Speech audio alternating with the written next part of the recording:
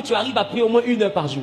Assure-toi que chaque jour tu lis la parole de Dieu. Assure-toi que sur 7 jours de la semaine, tu as au moins un jour où toi tu jeûnes. Assure-toi au moins que tu fais des efforts pour te sanctifier, pour ressembler à Christ. Quand tu finis de faire tout ça, tu verras que spirituellement tu vas commencer à être mature. C'est en étant sur le chemin des intérêts de Dieu qu'on retrouve nos propres intérêts. Deviens un intime de Jésus et pendant que tu es en train de rechercher l'intimité avec Jésus, tu verras qu'il va te donner ce que ton cœur désire. C'est pas compliqué. Moi j'ai compris une chose. Quand je fais de l'œuvre de Dieu ma priorité, il me bénit gravement. Quand je m'en mets plus, je fais son œuvre. Avec mon énergie, avec le matériel qu'il me donne, avec les finances qu'il me donne, je fais son œuvre. Je vous ai jamais caché ici que j'ai pris des prêts bancaires pour servir Jésus. Parce qu'il n'y avait personne pour financer l'œuvre de Dieu. Or j'étais arrivé à un niveau où il fallait des financements. Je suis allé m'endetter à des millions pour servir Dieu. J'ai mis ma voiture en garantie pour servir Dieu. À des prêteurs sous gage pour servir Dieu. Parce que je reconnais en Dieu une chose. Tout ce que je fais comme sacrifice pour lui, il me le rend bien. Donc je ne vais pas arrêter pour le visage de quelqu'un. Mais toi, même prier pour ta propre vie, tu n'arrives pas. Et quand tu ouvres ta bouche, c'est seulement je vais me marier, je vais travailler. Ah, attends, c'est quand tu prieras pour grandir spirituellement. Quand est-ce que tu vas prier pour dire à Jésus, j'ai envie de grandir dans la présence du Saint-Esprit. Je veux te connaître davantage, je veux développer ton potentiel. Saint-Esprit, je veux que tu me remplisses davantage. Combien de chrétiens jeûnent pour ça? Tout le monde jeûne parce qu'il a envie d'avoir une promotion. Mais Dieu n'a que faire de ta promotion. La promotion en elle-même ne représente rien aux yeux de Dieu. Ce qu'il veut te donner, ce n'est pas la richesse. Ce qu'il veut de toi, ce n'est pas ton argent. Ce qu'il veut de toi, ce n'est pas ton or. D'ailleurs, même quel service tu lui rends. Dieu ne reçoit pas de présent. C'est-à-dire que les offrandes qu'on lui donne, c'est pas cadeau. Ça reste pas sur lui. Il nous rend ça par le souffle de vie. Il nous rend ça par la santé. Il nous rend ça par la protection. Dieu ne garde pas crédit de quelqu'un. On va devant les crédits qui viennent les pasteurs. Pasteur, je suis découragé. Je suis qui était dans une église là-bas. C'est moi qui ai payé les terrains. C'est moi qui ai fait ceci. Et puis quoi? Tu as payé les terrains. Tu as besoin de me dire ça quand tu me salues. Ça veut montrer quoi? Que si j'ai pris pour toi que tu as réussi, tu vas t'occuper de moi quoi. Quand j'étais à Numombo, je te connaissais. Alors pourquoi commences-tu dans ma vie à me rencontrer parce que tu as fait hier dans une autre église? Tu me dis quoi? Tu as une valeur trop sûre quoi. La seule valeur qui est sûre dans mon ministère, c'est pas toi, c'est Jésus. Tu as un problème, explique-moi ton problème. Mais j'ai construit une église ici, j'ai fait ceci là-bas, j'ai fait ceci là-bas. Moi, j'ai te demandé, mais est-ce qu'ils ont fait reconnaissance des têtes? Si c'est pour Dieu, tu as donné. Attends que Dieu te réponde. Yes. Votre problème, c'est ça.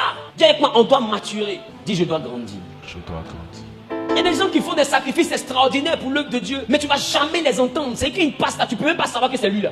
Tu ne peux pas. Mais il y en a 10 000 qui vont donner là, le peuple doit se faire là. En fait, c'est un bien historique.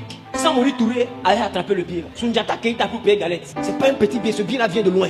Dis avec moi, aspire à la présence de Dieu. Pourquoi tu cherches le pasteur? Tu cherches le pasteur parce qu'il s'est rendu intime de Dieu. Il a vécu pour croître spirituellement. Et il a atteint une maturité que tu n'as pas. Donc du coup, tu te dis quoi? J'ai besoin de le voir. Mais si toi tu commences à prier comme lui il avait prié et que tu grandis spirituellement, est-ce que tu auras besoin de faire des rangs pour que lui te voie? Même quand tu vas le voir, ça sera plus pour les mêmes problèmes. Tu vas le voir pour lui dire, ah, homme de Dieu, j'ai prié jusqu'à ce niveau-là. Mais il y a un autre niveau que je vais atteindre dans la présence de Dieu que je n'arrive pas à atteindre. Comme ça là, comment on fait? Il va dire, voici une femme qui sait ce qu'elle veut dans la présence de Dieu. Voici un homme qui sait ce qu'il veut. Dans ce cas-là, pour monter spirituellement, voici telle stratégie de prière. Voici comment tu dois jeûner. Voici comment tu dois lire. Voici quel verset tu dois utiliser. Mais ce sont des chrétiens, on ne les trouve plus. On ne les trouve plus. Tout le monde veut clé pour devenir riche. Mais ça sert à quoi d'avoir la clé si tu ne trouves pas la porte?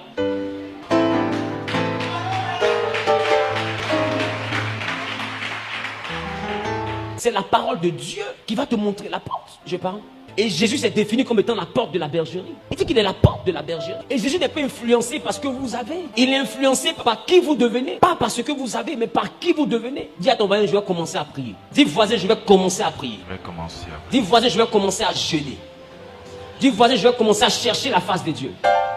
Il est important au stade où tu es arrivé, de commencer à prendre ta vie chrétienne au sérieux. Tu dois grandir. Paul dit, vous qui devriez être des maîtres, vous en êtes venus encore être nourris au lait. Normalement, quand on a 5 ans de vie chrétienne, 2 ans de vie chrétienne, 10 ans de vie chrétienne, il y a un niveau normalement qu'on doit avoir. Il y a un niveau spirituel qu'on doit avoir. Écoute, le pouvoir nous a pas été donné de remplir nos porte-monnaies. Le pouvoir nous a été donné de marcher sur la puissance de l'ennemi. C'est l'ennemi qui t'empêche de prospérer. Il t'a donné le pouvoir pour que toi tu marches. Pas pour que le pasteur marche pour toi. Il dit pour que toi tu marches sur le serpent, le scorpion, sur toute la puissance de l'ennemi. Mais malheureusement, qu'est-ce que tu constates? Tu pries mais il n'y a pas de résultat parce que tu n'es pas mûr spirituellement. Tu es vide à l'intérieur. Tu as besoin de te remplir de la gloire de Dieu pour que tes paroles soient esprit et vie. Pour que quand tu lis une chose sur la terre, qu'elle soit liée dans le monde spirituel. C'est à ce niveau que tu dois arriver. Parce qu'aucun pasteur, personne ne se rendra disponible pour mener le combat de tes enfants. Personne ne se rendra disponible pour mener le combat de tes arrière-petits-enfants. Je t'appelle à beaucoup plus de responsabilités. Prends